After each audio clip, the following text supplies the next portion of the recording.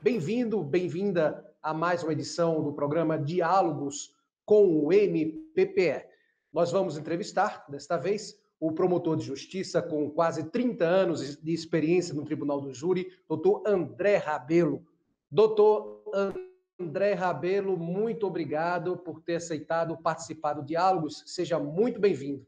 É uma satisfação atender um pedido dessa natureza para tratar de um assunto tão empolgante como é o Tribunal do Júri. Eu tenho 28 anos atuando no Tribunal do Júri no Ministério Público e antes disso, por quase 10 anos, eu atuei como advogado de defesa no Tribunal do Júri.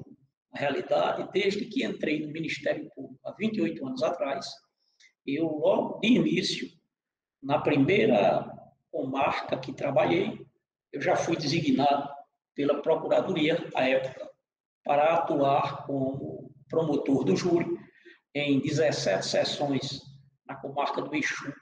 Naquela época, tratava-se de um acerto que havia para tentar se acabar com aquela violência em Exu, uma briga fraternal, onde famílias estavam ali se digladiando. E então eu fui designado e fiz 17 júris em Exu, e logo antecipo que não houve nenhuma condenação. Foram 17 júris, 17 absolução, porque na realidade aquilo se tratava de um acerto, de um acordo que havia feito para pacificar aquela briga que existia entre as famílias lá de Exu e da região. E me parece que foi tudo, só que esqueceram de combinar comigo. E quando eu cheguei para fazer esses 17 júris, o juiz me chamou, o chefe de secretaria na época, e me disse: olha, doutor, o senhor sabe que o negócio aqui não precisa gastar muito tempo, porque são júris que já foram, vamos dizer assim, acertados os resultados, para que ninguém fosse condenado para poder pacificar. Aí eu dei uma de Garrincha, como ele fez na Copa de 58. Ele disse: só não combinaram comigo, né? Nem avisaram do outro lado. Diga uma coisa, a questão dos jurados, existe a gente vê filmes como O Júri, por exemplo, né?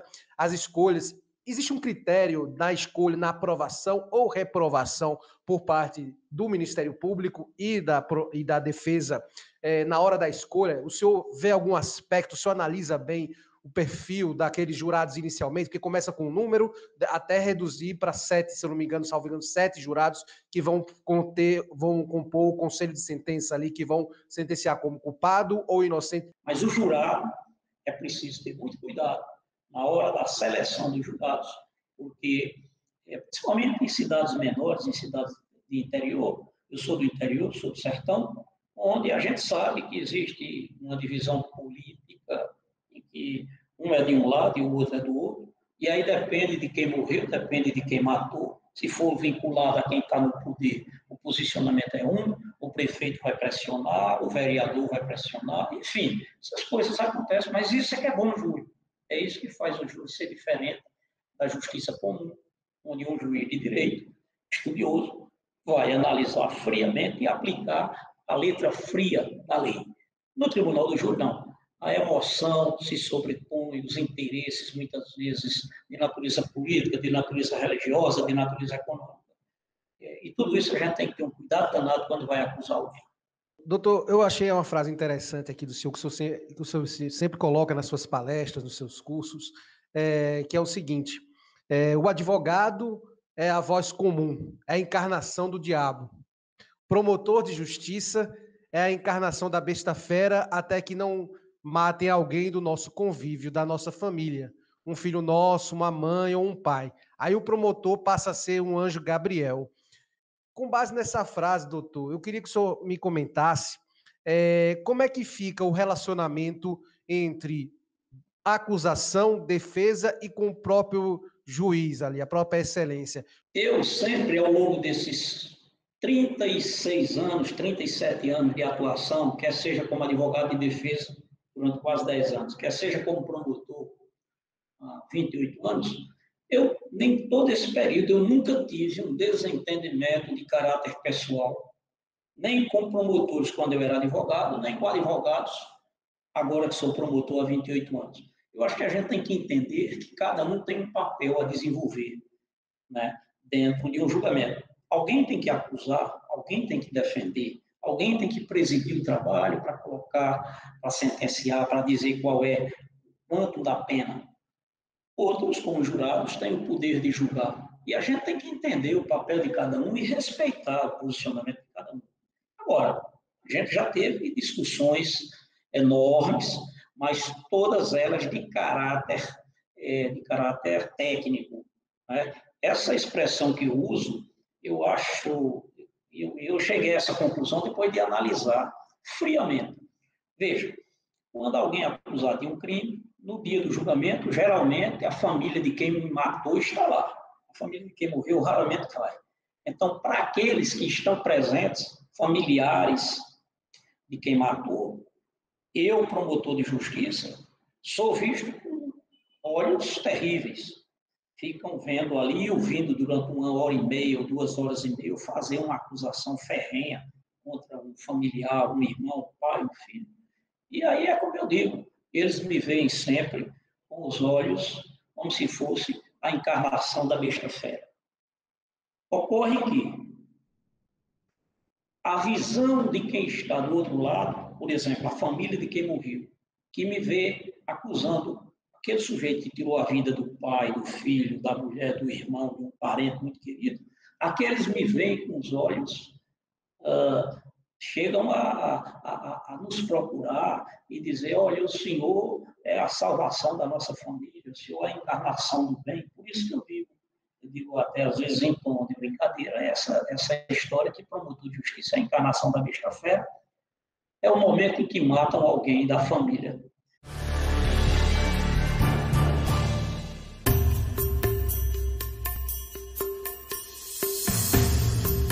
17 de fevereiro de 2010. Era a terça-feira de carnaval. Em meio à folia que tomava conta da região metropolitana do Recife, um crime bárbaro que prometia envergonhar o estado de Pernambuco diante do mundo inteiro.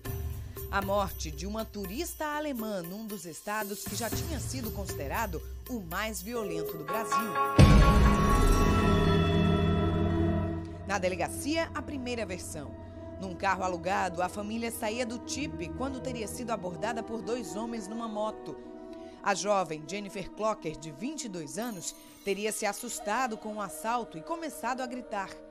Diante do marido, do filho de 3 anos e dos sogros, a alemã foi morta com 4 tiros na barriga. O corpo foi encontrado às margens da BR-408, em São Lourenço da Mata. A sogra da vítima, a pernambucana Delma Freire, se dizia revoltada com a violência na sua terra natal. A sogra carinhosa pedia justiça. Mas a farsa logo começou a se desfazer. Menos de uma semana depois, a polícia desvenda parte do crime. Pablo e Ferdinando Tonelli são presos quando a polícia descobre a presença de pólvora nas mãos deles. O GPS instalado no carro alugado também contraria a versão dada pela família na delegacia. O motivo do crime seria um seguro no valor de $100 milhões que beneficiava o sogro da alemã, caso ela morresse. Delma Freire continuava livre. Preocupada com o filho e o marido na cadeia, ela tentava reunir provas para a inocência dos dois. Não conseguiu. Muito pelo contrário. Através de contatos com autoridades italianas, a polícia pernambucana descobriu uma ficha criminal extensa de Delma Freire. Os detalhes fizeram com que os investigadores acompanhassem cada vez mais de perto os passos da sogra de Jennifer no Recife, até que ela mesma deu a prova de que a polícia precisava para incriminá-la. Delma Freire teria contratado um homem para contar à polícia que seria um dos supostos assaltantes que abordaram a família na noite da morte de Jennifer. Mas o jovem voltou atrás. Ao invés de confessar o falso crime, revelou que foi contratado por Delma para mentir.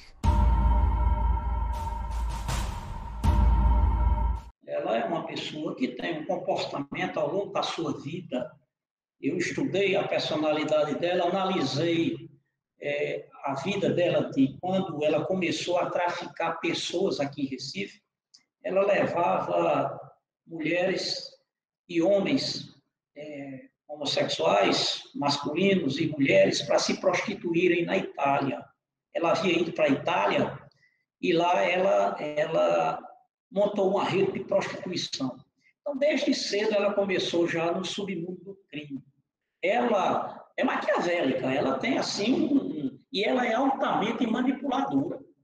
Hoje, no presídio, ela continua presa aqui em Recife, ela quase que comanda o presídio, ela tem um poder de persuasão, ela tem um poder maquiavélico de controlar, de mandar nas pessoas, ela é muito inteligente. Então, ela tem uma capacidade, entendeu, de manipular as pessoas. Bom, para terminar, eu queria que o senhor justamente analisasse duas frases. Uma do grande Rui Barbosa e o outro do grande André Rabelo. Então, a primeira é, abre aspas, de Rui Barbosa. A defesa é direito para todos os acusados. Não havendo crime, por mais hediondo, cujo julgamento não deva ser assistido da palavra acalmadora ou retificadora, ou consoladora, ou atenuadora do advogado. Rui Barbosa, fecha aspas. E a do senhor, abre aspas, tribunal do júri, você sabe quando começa, mas não sabe quando termina. Eu queria que o senhor analisasse essas duas frases. Bom, um jurista do estirpe, da qualidade, do conhecimento, talvez o maior jurista do Brasil em todos os tempos, grande Rui Barbosa, e ele tem total razão. Ele começa a frase dizendo que quando não há crime, a palavra do advogado, sim, quando não há crime não tem problema nenhum. Todo mundo tem direito a ser bem defendido. Eu sou um promotor de justiça que o que eu mais observo quando estou assistindo, presenciando, debatendo, participando de um júri, é se o réu está sendo bem defendido. Quando eu digo que tribunal do júri, você sabe quando e como termina. Você não sabe. Você sabe quando começa. Você nem sabe. Como começa, às vezes até você sabe. Você traz uma estratégia, mas depois a defesa faz um trabalho brilhante e você tem que mudar a sua estratégia. Agora, tribunal do júri, ninguém sabe quando nem como termina. Eu digo isso que eu fiz um júri aqui, começou numa terça-feira às 9 horas da manhã e só terminou no sábado à meia-noite.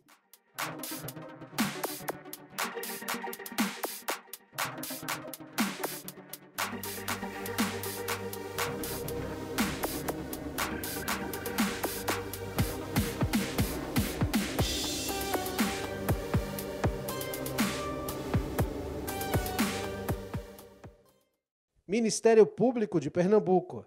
Compromisso com a cidadania.